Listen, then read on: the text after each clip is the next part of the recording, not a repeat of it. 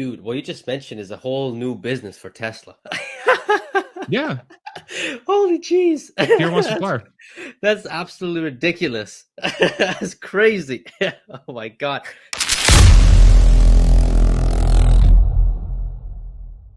The next thing, we see everyone joining Tesla's supercharger network, and it's growing by the day, by the week, by the month. GG, they've already won when it comes to this. Now they have a universal wall charger, which tells you everything that you need to know about the EV, the charging space. Now the next thing that from them joining supercharging is, I'm guessing it's the FSD licensing. How confident? Because I was talking to Boomer Mama. I'm like, do you really think other automakers will actually license out Tesla's FSD? And without hesitation, she was like, "Hell yeah!" So I want to know Of what your course. opinion. I want to know what your opinion here is for licensing out full self driving to other automakers. Well, we already know that based on the last earnings call that Tesla is working with an automaker, with an OEM to license out FSC. But that was also said previously. That was also something that Tesla said, I think, a few years ago. So take it with a grain of salt right now. But it's likely the case. It just depends how they're going to come to terms with it. Think about it this way. If it turns out, which I believe this is the case, if, Tesla will solve autonomy, the question becomes, is Tesla one of the only players that solves autonomy that is scalable, that you can actually call it level 4, even potentially level 5, and it's solved in a way that doesn't require the additional sensors, the HD maps, the cellular towers that if they go down, your car stop working, which is again what happened to Cruise in San Francisco over the weekend. So if you can do that and scale it, and the sensor solution, so the cameras and the hardware is extremely easy to implement into an existing vehicle format. Like say Ford wants to include it in the next generation Mustang Mach-E, and all they have to do is just have the slots there for the cameras and a place for the computer. And once they have that, it's like their car can just drive itself, and it doesn't require a freaking tower of sensors on the roof, and you need to reinforce the roof, and you got to put all these insane sensors and stuff in the car that will solve for it.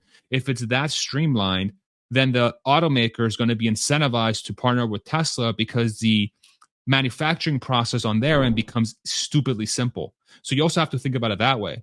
Because from that perspective, then Tesla becomes really a tier one supplier. Tesla Yep. becomes a tier one supplier of autonomy systems. And if they're the ones that can supply at a very low cost to the manufacturer, and that still allows the manufacturer to say our cars drive themselves, then what manufacturer wouldn't do that? And so that's where Tesla's approach is very unique, is that they have the ability to do that. I haven't seen any other automaker or autonomy software hardware solution company, either in the States or in China, that is near anywhere the elegance of implementation of their system. And that's going to be giant, because for autonomy, for it to actually be everywhere, you need to scale. You need to create a lot of cars that can do this. And creating a lot of cars that can do this with 1,000 sensors is 1,000 times harder than a lot of cars that can do this with only 8 cameras, right? So at that point, once Tesla solves autonomy, and Tesla has been very open about licensing their hardware and software, my question becomes, who wouldn't do that? True. That is a very great way to look at it. Who wouldn't do that? No, I mean it's true. Legitimate Freaking question. I don't know. I wish somebody yeah. could tell me who wouldn't do that. No, it's true. The Waymo and Cruz and I think his name is Dan O'Dan or whatever, Green Hill, whatever. This guy. Who? Oh, that's hilarious. I feel bad for Ross, man. He got sacked. Yeah, I mean, listen, that Oh whole thing is God. like an attention grabbing thing. Uh, Yeah, these guys know how to market what they want. that's That's true. all it is. Yeah, It's no, that's just true. That's true. yeah, No, it's that's clicks. absolutely true. So let me ask you this, because I also asked Boomer Mama this as well. So let's say, for example, Ford or GM or any other automakers, like, you know what? I would like to license your FSD. How would GM or Ford, their vehicles have to be built? Because they have to have the cameras, they got to have all that. In order to have Tesla software, do they have to have the same? I guess you could say, not design, but like have the same structure in terms of cameras all around the vehicle, like how Tesla does, and the I guess you could say the software part of it, so Tesla can connect with it. This part, I'm still a little bit woozy about it. Like, how would Ford and GM license out Tesla's FSD? Like Like they how have, they would bring it onto their cars, you mean? yeah. How would they do it on Yeah. their cars? So great question. But here's a secret about Ford and GM. Ford and GM, the only thing they build are engines, really. Hmm. Not even that in some situations. So what are Ford and GM? Ford and GM, like rewire how you think about an automaker, like a legacy automaker today. Ford and GM are companies that purchase parts off the shelf from suppliers, from tier 1, 2, and 3 suppliers that sell seats, that sell suspensions, that sell steering arms, that sell trim, that sell Alcantara headliners, that sell windshield wipers, that sell freaking the bottle for your windshield fluid, that sell radiators, that sell transmissions. And they just put together puzzle pieces. That's what Ford and GM really are. They're experts at putting together puzzle pieces that will make a car, that will make a thing that will take you from point A to point B with you pressing the accelerator pedal. That's all they do. So they don't invest time into making the specific pieces. They just work with suppliers. You know, they're like, hey, can you make something a little bit like this? Can you make something a little bit like this? They'll think about how it's going to look from like a design perspective. But a majority of the parts, they're just putting pieces together. So all Tesla becomes in that scenario is just another company they hire. That's all it is. So they become a That's all supplier it too. is. That's crazy. Right? That's all it is. Tesla just becomes a tier 1 supplier to GM and Ford.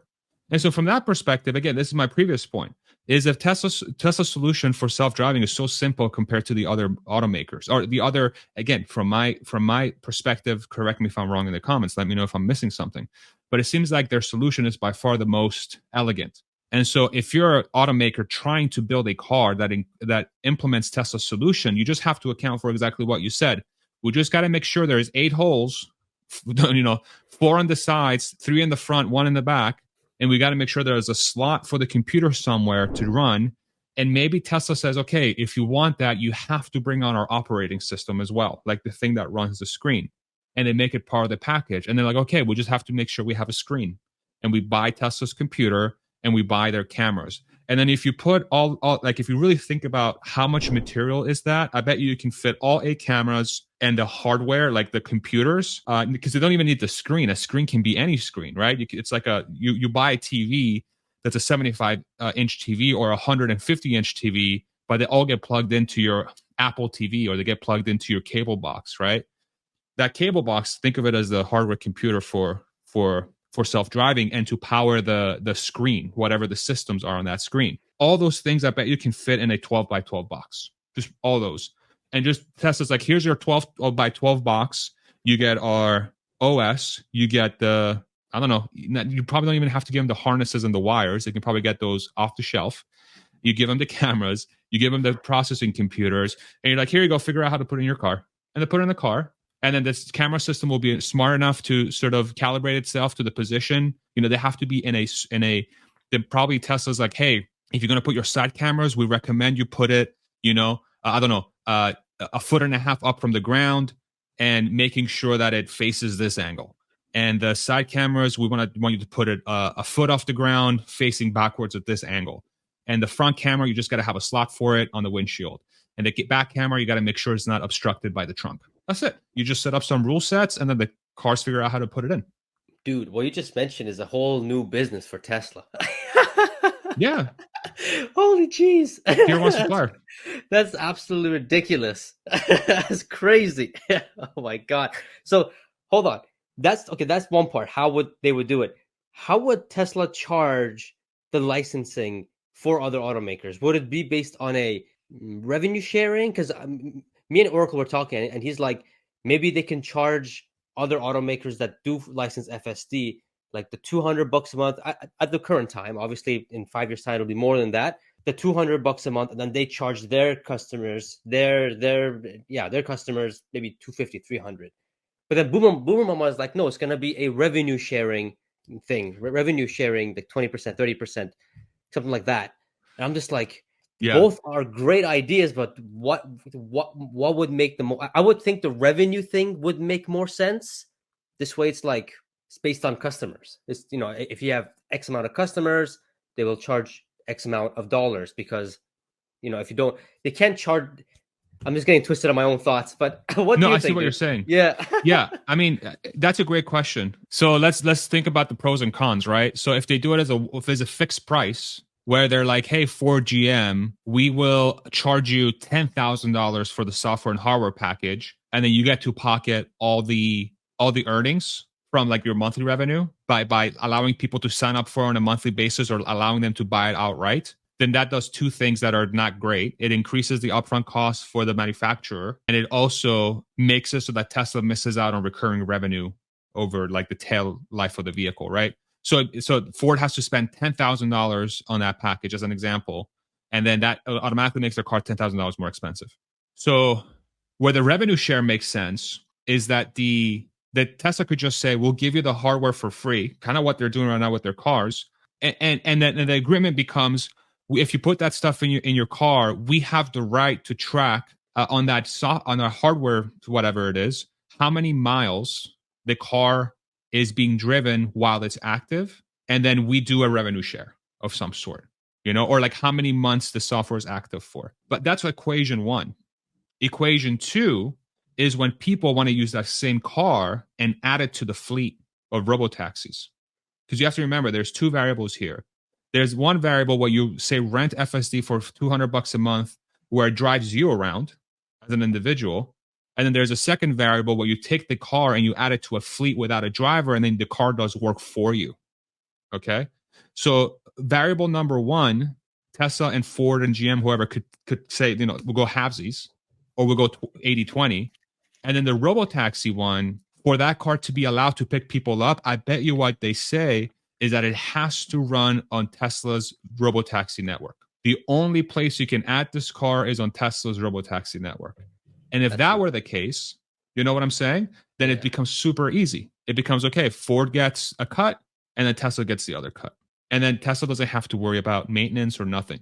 Y'all can figure it out. You guys can figure out that equation. So that's how I view it. I mean, if I'm going to set up a pricing strategy for it, that's how I view it. It's like you don't want to miss out on the long-term software revenues on this.